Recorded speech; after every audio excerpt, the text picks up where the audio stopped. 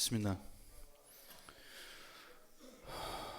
بسم الله الرحمن الرحيم الحمد لله والصلاة والسلام على رسول الله وعلى آله وصحبه ومن والاه اللهم علمنا ما ينفعنا وانفعنا بما علمتنا وزدنا علما وعملا صالحا اللهم صل وسلم وزد على سيدنا محمد وعلى آله وصحبه وسلم تسليما كثيرا.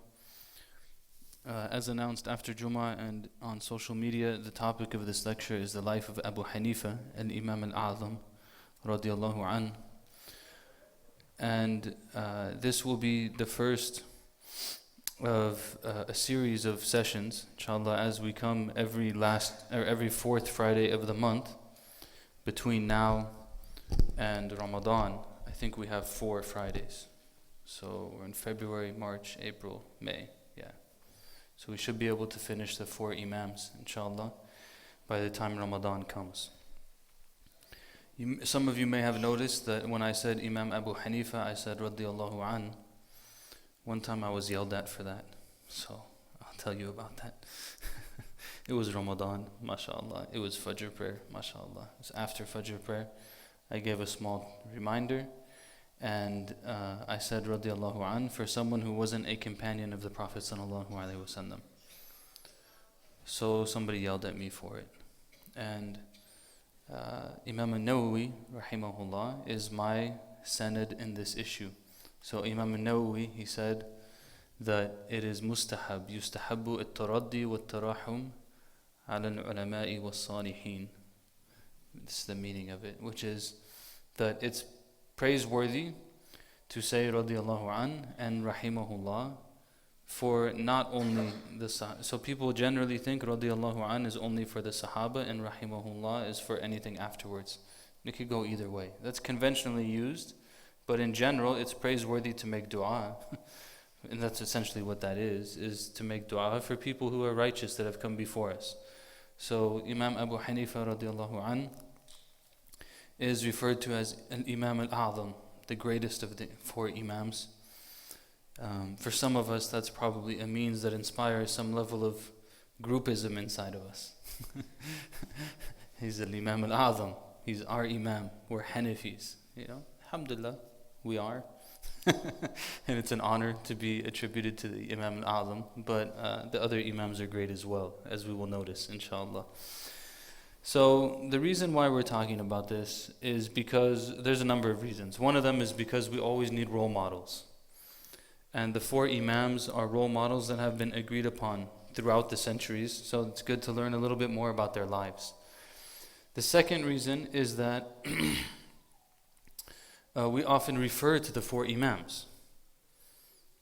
People will say this school says this school says that, and the schools are being named after their Imams. And so it's good to know the history of these people and how elevated their status actually was.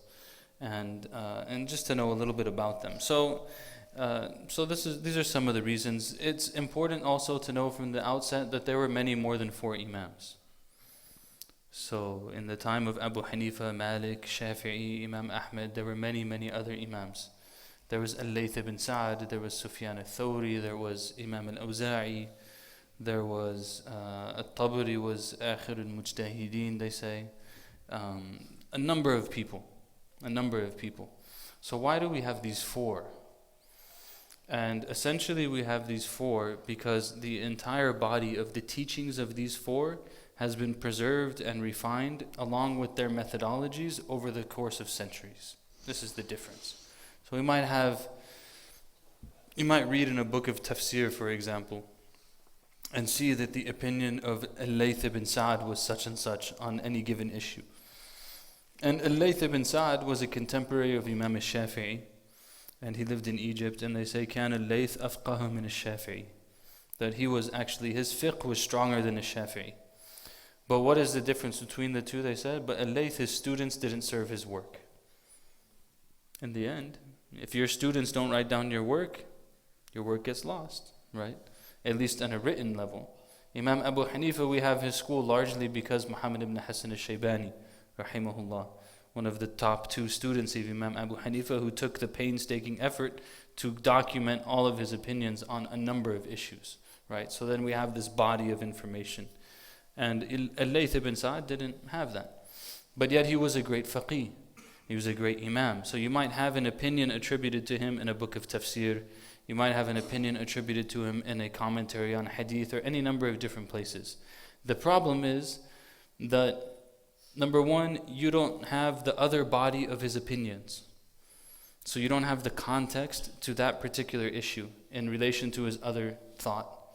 And you don't also have not only the context, but you don't also know if he changed that opinion, because you don't have the entire body, right? The other thing is you don't have his methodology. So the difference with the four imams is that you have all of their opinions, and you have their methodology, and you have a refinement of the application of their methodology over the centuries, and a preservation of it, right? So this is what really makes them especially unique, outside of just the practice of the Muslims over the centuries. So for Imam Abu Hanifa, I don't want to take too long because it's Friday night and people are probably tired and stuff. But Imam Abu Hanifa, we're going to do just a short biography and then talk a little bit about his character and his qualities. So he was chronologically the first of the four imams, although him and Imam Malik were contemporaries, similar time periods. And Imam Malik died a little bit after him. It's important to recognize from the outset that all of the four imams are interconnected somehow. And this is the way that the scholarly community of Islam has always been international. It's an interesting thing. It's always been an international scholarly community, because people who are dedicated to learning, they travel in order to learn from the foremost people of their time. So you have people traveling all over the place, and it's known these are the top people in this place, these are the top people in this place. So when you go, you can kind of navigate those areas. And so these students all dealt with each other somehow, some way. And the scholarly community is always tied together somehow. You know, even in the world today, there's 6 degrees of separation between any person, right? So if you're in the scholarly community, usually there's 1 degree separation. 2 degrees max. And people know, because they know, like, this person studied with this person who studied with this person who studied from the Prophet sallallahu alaihi wasallam. So they know exactly how the trees are playing out, you know. So Abu Hanifa was the first. Imam Malik was his contemporary. Muhammad ibn Hassan al-Shaybani, the top student of Imam Abu Hanifa, or one of the top students of Imam Abu Hanifa, also studied with Malik. He has actually a narration of the Muwatta. The Muwatta is the collection of hadith and opinions and sayings of the Sahaba and so on that Imam Malik collected. Muhammad ibn Hassan al-Shaybani has a narration of that text from Imam Malik, so it shows how close he was with him. And then he came to Abu Hanifa. So there's an overlap here. Abu Hanifa and Malik met in their lifetimes. There's narrations of debates that occurred between them. You know, that they went into the house and people weren't there, and then Malik came out and he was wiping his forehead. Like, man, that was a tough conversation. You know, they were really going at it. Not in a bad way, but they were really, you know, dealing with these issues. Imam al-Shafi'i was a student of Imam Malik as well. And Imam al-Shafi'i was a contemporary and learned also from Muhammad ibn Hassan al-Shaybani. So you see how they're all interacting with each other. And Imam Ahmad was a student of Imam al-Shafi'i. So all of them are tied together in different ways, 1 or 2 spaces removed. So Abu Hanifa is the first one. He was born in 80 after Hijrah. 80 after Hijrah. There's some debate, but it's pretty, you know, commonly assumed that he was a tabi'i, and that he had met some of the Sahaba who lived to be very old. So some of the Sahaba who lived to be very old, he met them in his younger age. So he's considered from the tabi'in, although more properly speaking, like, he comes to age in the time of the tabi'in, the generation after the tabi'in. But technically, you could argue that he's a tabi'i. Imam Abu Hanifa, his grandfather was from Kabul in modern day Afghanistan. And his name is actually Nu'man ibn Thabit. Nu'man ibn Thabit. So his name was actually Nu'man. And he was the founder of a school that was very great. And we also know other Nu'mans who are founders of great schools. May Allah subhanahu wa ta'ala preserve them and their families and increase them, inshallah. Ameen. So Nu'man ibn Thabit is Abu Hanifa. They say Abu Hanifa was the consequence of a dua of Ali ibn Abi Talib radiallahu anh. That Ali ibn Abi Talib met the grandfather of Abu Hanifa, and Abu Hanifa's grandfather gave him this gift, basically, like a type of food. And when he gave it to him, he prayed for his progeny. And then out of his progeny came Abu Hanifa, rahimahullah. And he died again in 150, so he lived to be about 70 years old. There's some debate in the books, especially because Abu Hanifa is a very controversial figure for some. So you'll find people who praise him immensely, and you'll find people who want to detract from him. So you'll see sometimes complete nonsense things in old books. They'll say like, Abu Hanifa only knew 40 hadith. Or Imam, it's just complete nonsense. I don't think probably like servants in the time that Abu Hanifa lived in probably knew more than 40 hadith with their chain of narration. Because it was just the world that they were living in, right? So there's a debate about whether or not Abu Hanifa's ancestors were slaves. And Al-Makki, one of the biographers, he says something that I think is important. It ends the whole thing. He says, "I'lam أن التقوى أعلى الأنساب وأقوى أسباب الثواب." So he says, what is this? In the end of the day, taqwa is the highest lineage that you can have. And it's the best reason to gain you reward from Allah. So who cares? If his grandparents were originally slaves or not, or any of this, it doesn't really matter. What matters is that Abu Hanifa had taqwa, that he served Allah and he served deen, and by doing so, he was elevated to a very high level. In his time, many scholars were not Arab. Many of the greatest scholars in his time, that early on, were not Arabs. This should inspire us, but we should keep something in mind. Saying that they're not, because sometimes again people will detract from Abu Hanifa. They'll say, well, he wasn't an Arab. He was of Persian origin, right? So how can we trust him? That's like saying that, who should I use? That's like saying that my wife is not an American, so even though, technically, just roll with it. It's like saying that she's not an American, so we can't trust her English. Okay, but she was born in an English-speaking environment. She went to school in English. She studied in English. Everything she did was in English. Her parents spoke a different language. Okay, that doesn't mean she doesn't understand English, right? So Abu Hanifa is not an Arab, but he grew up in an Arab intellectual milieu. Like his intellectual world was an Arab-speaking intellectual world. So it's not like he was a native speaker, put it that way, right? He understood Arabic as a native language. It wasn't something that he had to, that was broken or something like that. So, but many scholars in his time were not Arab. So there's a story of Ibn Abi Layla, who was one of the scholars of that time, with Isa ibn Musa. So Isa ibn Musa was one of the rulers. And he comes to Ibn Abi Layla and he tells him, who are the greatest scholars in this place? And he names two people. And he says, are they Arabs or non-Arabs? He says, non-Arabs.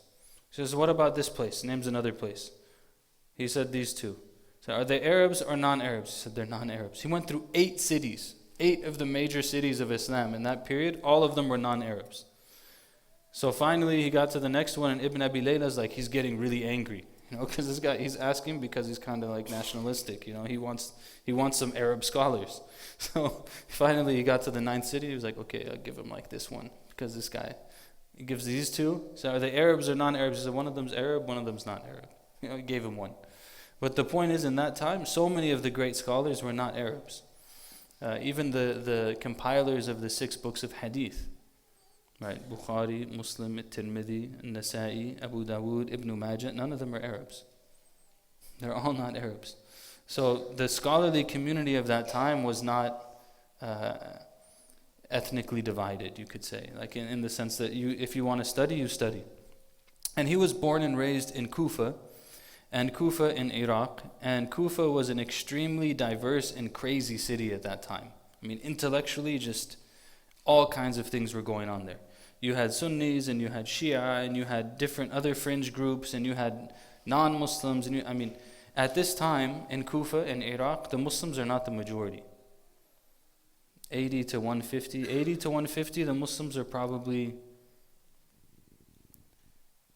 in the range of like 15 to 20% of the population, just to put things into perspective. It wasn't until several centuries later that Muslims became the majority. So 80 after Hijrah, 100 after Hijrah, 150 after Hijrah, we're in the range of like 30% by the time he dies.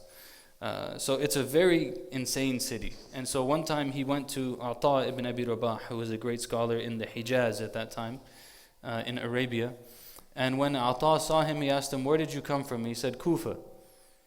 So he immediately asked him, "Okay, so what's the deal with you? Which camp do you belong to?" And Abu Hanifa gave this beautiful answer that basically explained that he's not from this fringe group, and he's not from this fringe group, and he's not from this fringe group. He's from the mainstay of the Muslims, and that's who. And Ata was like, "Okay, alhamdulillah." But the point is that just him coming from Kufa raised the question mark. You came from there, okay, which side are you on? Because that place is just a free-for-all of intellectual activity. So this is what he grew up in. And he didn't actually grow up as a student of knowledge. Again, we shouldn't misunderstand that. He grew up in an early Islamic city that had a lot of knowledge. So it's very likely that he had already memorized the Quran. It's very likely that he had a good solid grounding in Arabic. It's probably knew a lot of poetry. Probably knew more than the shuyukh know today. But he wasn't a proper student early on in his life. And it wasn't until the age of 22 that a very important incident happened. And this incident really, when I think about it, it blows my mind. It really blows my mind. Because basically what happened was he was walking. He was going to and from the marketplace. His father was a businessman, and he would go to the marketplace and so on. So he's going to the marketplace, and a man stops him. And this man happens to be Imam al-Sha'bi. Imam al-Sha'bi was one of the great scholars of Kufa at that time. And he tells him, إِلَى مَنْ تَخْتَلِفْ, which means, in modern Arabic, people probably don't even understand what this means. But إِلَى مَنْ تَخْتَلِفْ means, who do you go to? It means, who do you go to? Like from the people of knowledge, who do you go to? He's like, I don't go to anyone. He said, I'm not a student, right? And he told him, you should go to people. You should go to the people of knowledge. And then he told him, إِنِّي أَرَى فِيكَ يَقَظَ وَحَرَكَ. He said, I see in you a level of enlightenment, and like there's an awakeness to you, and like a motivation to you, like you're active.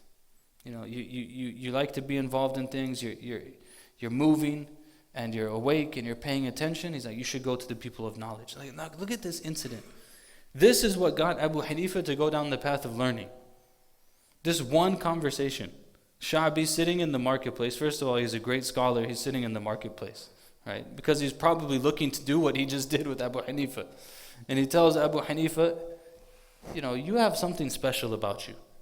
Don't waste it. Essentially what he's telling him is, you have something special about you, don't waste it. You should go and do something serious. You should go to the people of knowledge. So that's how Abu Hanifa starts. The age of 22, he starts. He goes to his teacher Hamad. He stays with Hamad until he's 40 years old, which is when Hamad died. So how many years did he stay with Hamad? He stayed with him 18 years. After 10 years of being with him, he had the thought to himself that maybe he should, start his own circle. The other thing that fascinates me about this is that how informal stuff is. Like literally one of the narrations says, Abu Hanifa went into the masjid and he thought to himself, maybe I should have my own circle. So instead of going and sit with Hamad, he went and sat over here. Or he went to go sit over there and he thought to himself, it's not appropriate for me to sit by myself when my teacher is over there and start my own circle. So he picks up his sandals and he goes and he sits with Hamad. So imagine you have the greatest scholars in the world being trained in this corner of the masjid. And someone comes into that halaqah for 10 years and they're like, you know what, maybe I should just go sit on that side of the masjid. And then they go to sit on that side of the masjid and think to themselves, you know what, that's not appropriate, I'm going to go back to my shaykh. It was in the same masjid. The circle is there, So the intellectual activity of the time was just unbelievable. And Imam Abu Hanifa continued in his field of being a businessman. He continued in his field, although he was studying full time, but he managed to, be involved in business, but not consumed by business. And he was nicknamed Abu Bakr, because he was very strict about how he dealt with money. And there's different stories that happen. Like, for example, one time a woman came and or Imam Abu Hanifa went to buy a garment from a woman. And he asked her, how much is it? She said, it's 100. And he said, it's worth more than that. He said, it's worth more than that. She said, 200. He said, it's worth more than that. She said, 300. He said, it's worth more than that. She said, why are you making fun of me? He said, it's worth more than that. She said, 500. He's like, it's worth 500. Here's 500. So he wouldn't, this woman doesn't know the value of what she's selling. But he knows. He wants to pay what the value is. Another time, an old woman came to him and she told him, sell me this garment for what you got it for. So he said, you can have it for 4 dirhams. And she said the same thing. Don't make fun of me. Like, why are you saying that, And he said, you can have it for 4 dirhams. She said, why? He said, because I bought 2 garments and they were combined 200 dirhams. Right? Around, the numbers on this side. Basically, he bought 2 garments. He sold one of them for the price of the 2 except for 4. So when she tells him, sell it to me for what you bought it for, he bought those 2 first. There's only 4 left. So he tells her, you could have it for 4. So she got like this crazy deal on it, right? But he's not going to make any more. That's just the way that he is. And he would spend his money actually to support the scholars even, as well as his own students. Abu Yusuf, his top student, we mentioned Muhammad ibn Hassan al-Shaybani. Abu Yusuf was his top student. Abu Yusuf, after Abu Hanifa, was Qadi al-Quda. He was the first Qadi al-Quda. He was the first supreme judge, of the Muslim empire. And early on in his studies, he's coming to the circle of Abu Hanifa, and Abu Hanifa likes him, he's a good student, everything else, and he just stops showing up. Just so far, and we've been talking for 15 minutes, look how many incidents that are so small, it completely changed the course of history. That little conversation between Imam al-Sha'bi, Abu Hanifa, changed the course of history. This incident right here changed the course of history. He's Qadi and Quda. He wrote books that people didn't write before him. And Kharaj, for example, dealing with like taxation of lands and criminal justice and things like that. He wrote, Abu Yusuf, things that weren't there. Abu Yusuf stopped showing up to class. Abu Hanifa went to look for him. He went to his home. He asked his family, like, what's going on? Where'd he go? Yaqub. Where did Yaqub go? They said that, we don't have a whole lot of money. And he needs to work, for the family. He has to work for the family. We don't have any choice. So Abu Hanifa told him, if I pay him to come study with me, will you let him come study? They said yes. So from that time on, Abu Yusuf is on Abu Hanifa is paying him to study with him. Imagine like the irony of the whole thing, right? Like he's paying him to study with him. I wish, ya Allah, I wish we could do this kind of stuff. Like I wish I had the money that Abu Hanifa has. I could pay people to study, not with me, but with other people who they should be studying with. But like, imagine the concept, subhanAllah. He's paying him to study with him, not for a few years. Abu Yusuf stayed with Abu Hanifa for about 20 years. Before, and then that circumstance passed, right? So he supported the scholars, he supported his own students. He dressed very beautifully, and he would encourage his students to dress beautifully as well. So one time there's a story that one of his students used to come like very raggedy. And so one day at the class, he told the guy to stay afterwards. And he stayed afterwards, and he had snuck money like under the guy's book or rug or something, And so Abu Hanifa tells him, lift up your thing. And he finds the money there. And he says, I don't need money. He says, if you don't need money, like why are you dressed like this? You shouldn't be so raggedy. Dress a little bit nicer, and then you can, But if you need the money, take care of yourself. If you need to take it, So he used to do that. He used to also pay other scholars in his time. Like they say that Imam Abu Hanifa used to have a roster of all of these scholars in his time, and he would give them stipends. And he would tell them, I don't want anything out of this. I don't want anything in return. I don't want it's between me and you, just take the money type thing. And so he was very, very generous. He also lived in very politically turbulent times. Very politically turbulent time. So he initially was under the Umayyads for 52 years of his life. And then for 18 years of his life, he was under the Abbasids. He indirectly or directly supported revolutions against both of them. He did. Okay, it's one of those things, I don't have a good answer on it yet. But he didn't always get along with the people who were ruling over him. And as a consequence, he was imprisoned, he was beaten, he faced a lot of hardship as a result of it. It wasn't just like, I don't like you, I'll post it on Facebook. But he actually faced hardship as a result of it, But he maintained his independence. And they say one time he was beaten very badly. And he didn't cry, he was okay with it, whatever. And the only time he really started to cry was when his mother saw him and she cried. So he felt bad for how she felt, but it wasn't about him. He was facing what he was facing for the sake of Allah, and he dealt with it. And you'll see many circumstances where he was very pious and upright. So for example, one of the Khalifas, Al-Mansur, he has a lot of incidents with Al-Mansur. It's interesting. Al-Mansur called him, and he had a problem with his wife. So they wanted Abu Hanifah to intervene between him and his wife. So they call Abu Hanifah, and Al-Mansur says to Abu Hanifah, he's the Khalifa. He says, Abu Hanifah, this free woman contends with me, give me my right against her. So now Abu Hanifah is the judge, right? Abu Hanifah said, let Amir al-Mu'mineen speak. Go ahead. Abu Hanifah, he replied, how many wives can a man marry at the same time? 4, he replied. How many slave girls is he allowed? As many as he likes, was the reply. This is the time they lived in. Is anyone permitted to say anything different? No, replied the Imam. You have heard, said the Khalifa to his wife. Okay? But Abu Hanifah continued, Allah has allowed this to the people of fairness. If, however, anyone is not fair or fears that he will not be fair, he should have only one. Allah Almighty says, but if you are afraid of not treating them equally, then only one. So we must follow the discipline of Allah and take heed of His admonitions. So he didn't back down from the situation. He told him what it was. He says, Al-Mansur was silent for a long time. Then Abu Hanifah got up and left.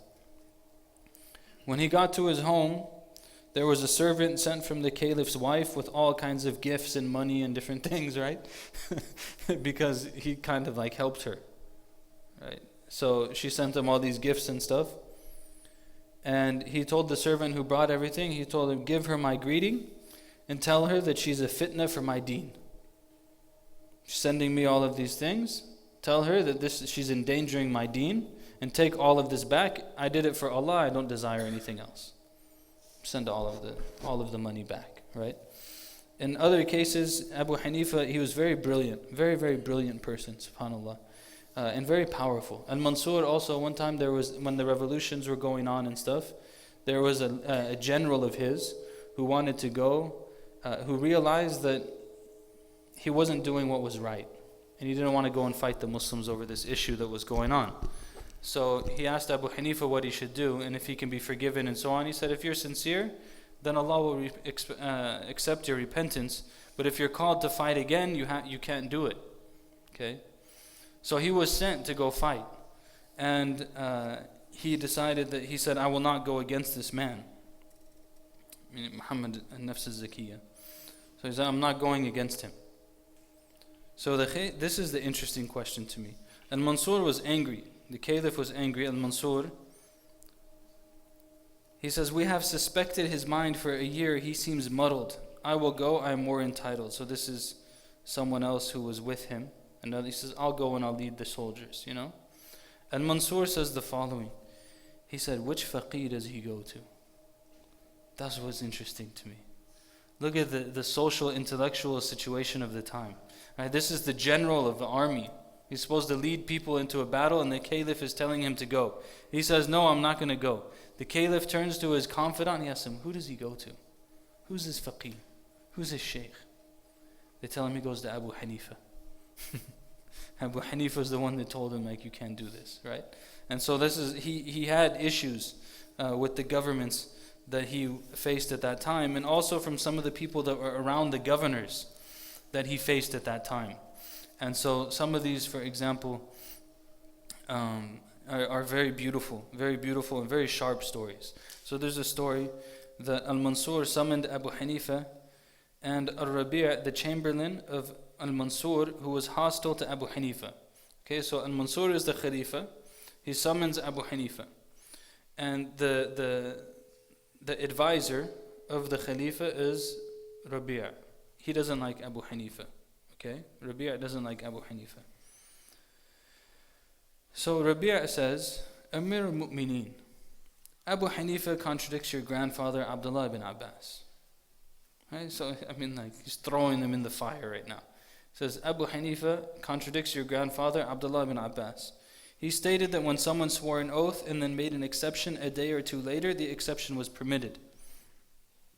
But Abu Hanifa says that the exception is not allowed unless it is simultaneous with the oath. Okay, so do you understand this situation? Situation is someone makes an oath. If they're going to put an exception on the oath, it has to be in the sitting.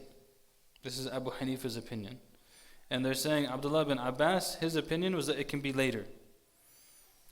So Abu Hanifa's opinion is different than Abdullah bin Abbas's opinion, and the Khalifa is a descendant of, he's an Abbasid. He's a descendant of Ibn Abbas and Abbas. So he's trying to set him up. Okay? Abu Hanifa said, Amir al-Mu'mineen, Rabi' claims that you have no allegiance from your army. He doesn't answer it directly, right? He goes, okay, you want to play this game? Amir al-Mu'mineen, this guy says that you have no allegiance from your army. He said, how is that? He said, they swear to you and then return to their homes and then make an exception, and so their oaths are invalid. Right? If you can make an exception to the oath after the gathering, then your army can swear you an oath and go home and accept the oath, right? Make an exception to the oath. So when he said that, Al-Mansur started laughing. And he told Rabi', he said, don't mess with Abu Hanifa. You don't know what you're getting yourself into. Don't mess with him, right? So then Rabi' said, when they left, Rabi' said to Abu Hanifa, he said, you wanted to spill my blood. Look at the answer too, subhanAllah. Because this is very serious stuff, right? He said, you wanted to spill my blood. You know what Abu Hanifa's response was? He says, you wanted to spill mine, and I saved you and me.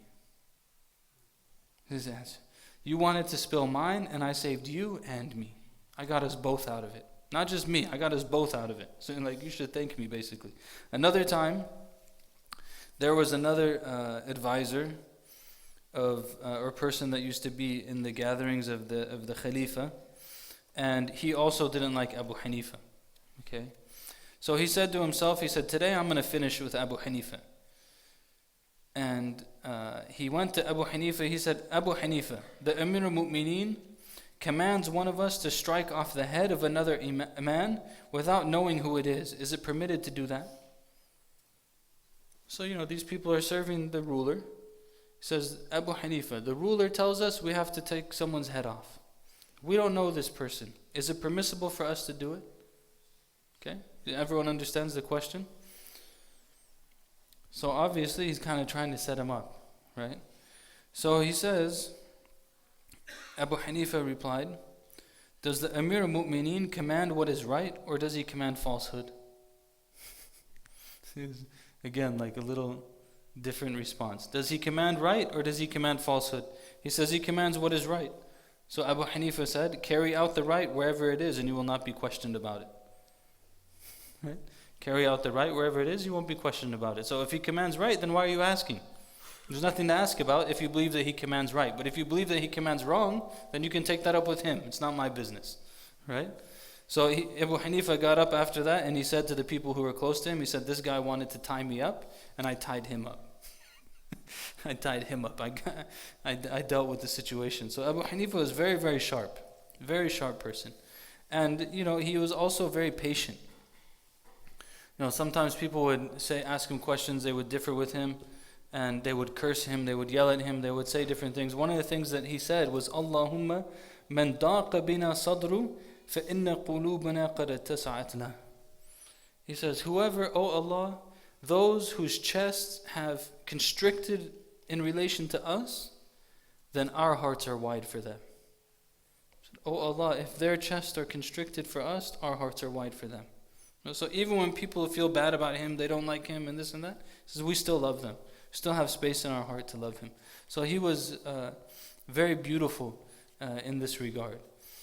And he was imprisoned, he was beaten, and eventually he died. There's different narrations as a result of that imprisonment. I'll say just a little bit about his characteristics and then we'll stop, about his personality. So one of the things about his personality, that he had great discipline and self-control. I already told one of the examples was that people would curse him, they would say different things to them, and he would say, Allahumma man daqa bihi sadrun, man daqa bina sadru, fa inna qulubina qad tasa'at la. That, we have patience with the people.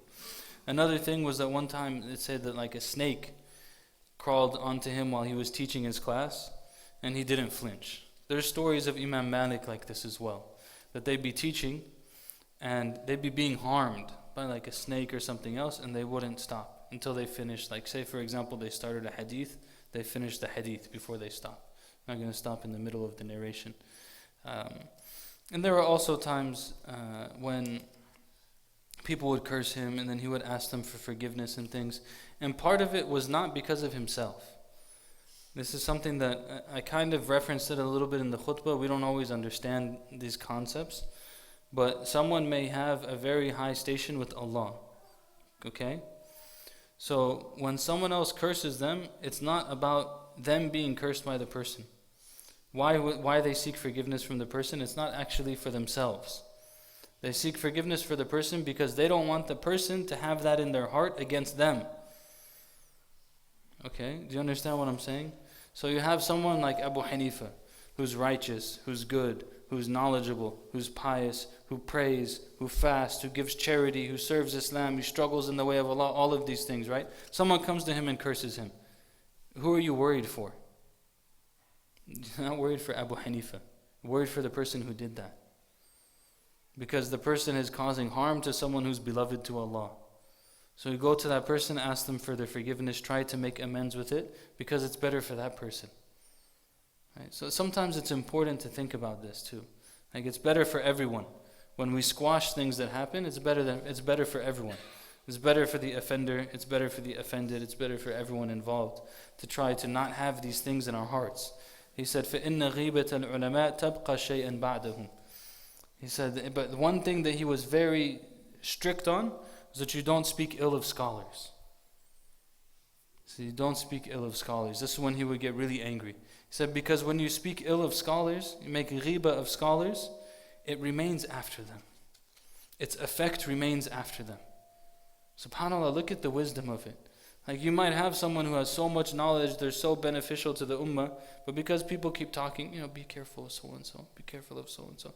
Actually, you know what? These people, they're not sincere. Actually, they're just doing it for money. This and this and this and this and this. We have to be very careful of these things. I posted it online. There was a conversation today. Sometimes people say imams, they leave their positions and stuff like that because they can make a lot of money when they travel and so on. First of all, you don't know if that's true. You don't know why someone might need money. Maybe they're in debt, maybe they have aging parents, maybe whatever it might be, right? But most of the time it's just not true. So like after I resigned from my position, one time someone came up to me and they're like, now that you're so famous, mashallah, and traveling all over the place and stuff, why don't you donate to our cause? And I was like, I'll donate to my rent. Like, I don't know how much money you think I'm making. I'm certainly not making enough to be like donating to every cause on the face of the earth. But sometimes we just assume things of people. And then this illness that we have in our hearts, it starts affecting a lot of things. So we might have an interpretation of something, like we assume something about someone and we go talk about it, and then it stays. Like the honor of that person has been affected beyond what you said. And it goes afterwards. And with the scholars, it's especially dangerous. So Abu Hanifa, this is where he used to draw his line. He said, if you speak ill of the people of knowledge and piety, it stays after them. And it happened to him, right? It happened to him. Imam, I found out recently it wasn't Imam al-Nawawi. Allahumma salli ala Sayyidina Muhammad. Who was it? Imam al-Nawawi quotes this quote, and I can't recall who said it right now, But he said, إن لحوم العلماء مسمومة وسنة الله في هتك أستار منتقسيهم معلومة فمن أطلق لسانه في العلماء بالثلب ابتلاه الله قبل موته بموت القلب. He said that the flesh of the people of knowledge is poisonous, and the one who lets their tongue go loosely in these issues, then Allah will test them before their death with the death of their heart. So we have to be careful the way we talk about people. May Allah protect us. Imam Abu Hanifah was also an independent thinker. He was an independent thinker. So many people, for example, in the later time of his life, they didn't pray for Uthman ibn Affan radiallahu anh. They wouldn't say rahimahullah radiallahu anh and all this stuff because it was a time of fitna. The Umayyads had left, the Abbasids were in charge now. But Abu Hanifa, he would continue to do it. Because this is what's right. He's independent, regardless of the consequences and so on. He was also a very deep thinker. So very deep and analytical in the way that he would analyze things. There's cases where it said that in his study circle, which was basically like a think tank, he had specialists in all different areas of Islamic studies, and they would come together and they would have conversations. And it said that he was so talented in like legal analysis that they would raise a question and he would ask them like, what do you guys think? And they would answer. And he said, well, what about such and such? And they say, okay, yeah, maybe that's the right way to look at it. And then he would change it again. He'd be like, well, what about such and such? And so, well, maybe that's, no matter which way he went, people are like, wow, maybe that we should consider that, because his mind was just that strong, and he was very clever and very quick in his intelligence. So one of the stories is about Uthman ibn Affan radiallahu anh, that show how clever he was. And how caring he was also for people, because he doesn't have to do these things. He's al-Imam al-A'zam, right? But there was a man in his time who believed that Uthman ibn Affan was a Jew, radiallahu anh. And he wouldn't give up this belief. Anyone who tried to convince him, whatever, this was his belief. So Abu Hanifa went to this man's house and he told him, I have someone who wants to marry your daughter. He said, okay, tell me about him. He said, mashallah, he's very well off, memorized the Quran, pious person, good family. He starts naming all the good qualities a person can have, right? So he tells him, Imam Abu Hanifa, people would settle for much less than this. It sounds like a great guy. He said, but there's one drawback. He said, what's the drawback? He said, the drawback is he's a Jew. So the guy got really upset. He's like, you want me to marry my daughter to a Jew and all these kind of things, right? He said, you're telling me you're better than the Prophet ﷺ who married his daughter to a Jew? Right? One of the daughters of the Prophet ﷺ was married to Uthman ibn Affan radiallahu anh. Then she passed away. Then he married a second daughter to him. So he said, look at how he comes to the. He says, are you telling me you're better than the Prophet ﷺ? You wouldn't marry your daughter to a Jew? The guy's like, okay, I give up. Uthman ibn Affan wasn't a Jew. You're right. So he went in this angle. He was very clever and very caring. He was also sincere in seeking the truth. You see it from all of the four Imams. They were great, and they were brilliant, and they were beyond peer in many things. And yet they were always sincere and always humble.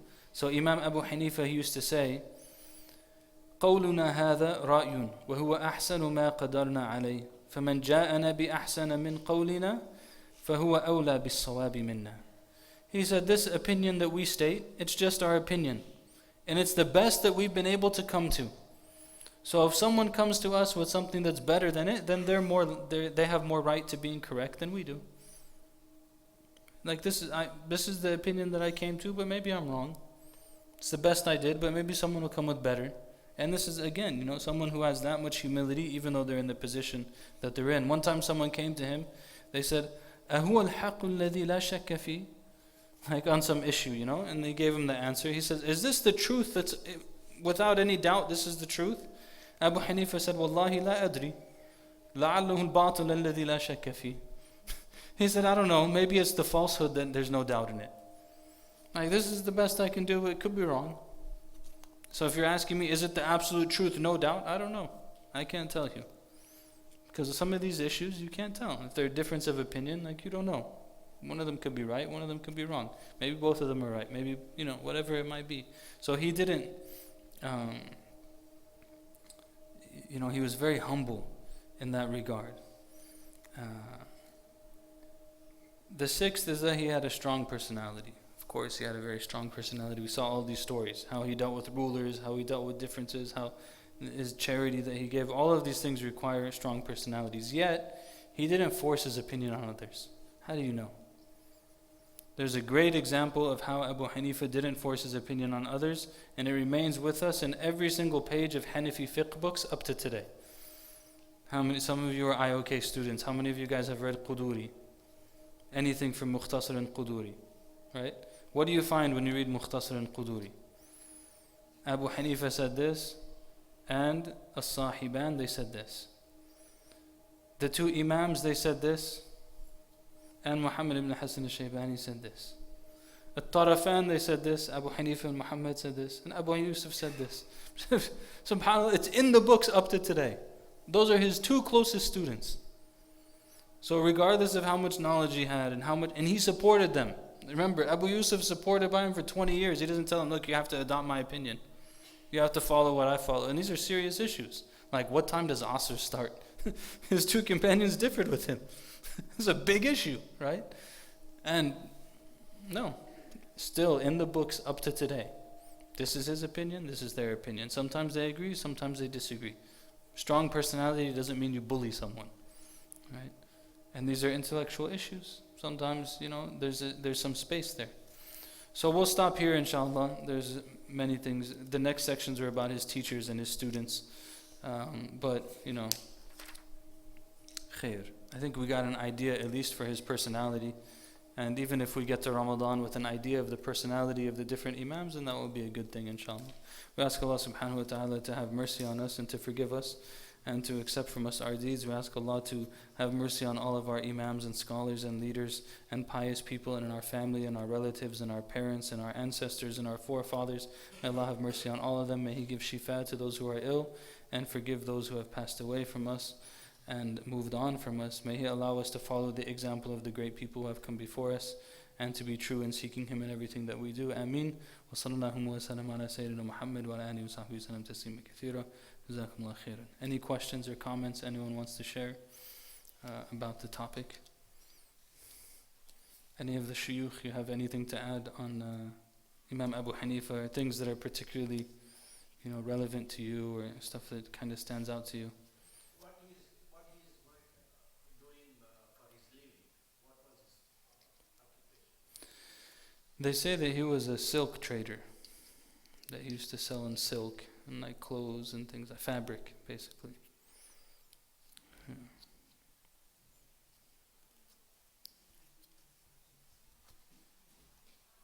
Alhamdulillah. Well, I appreciate you letting me off easy.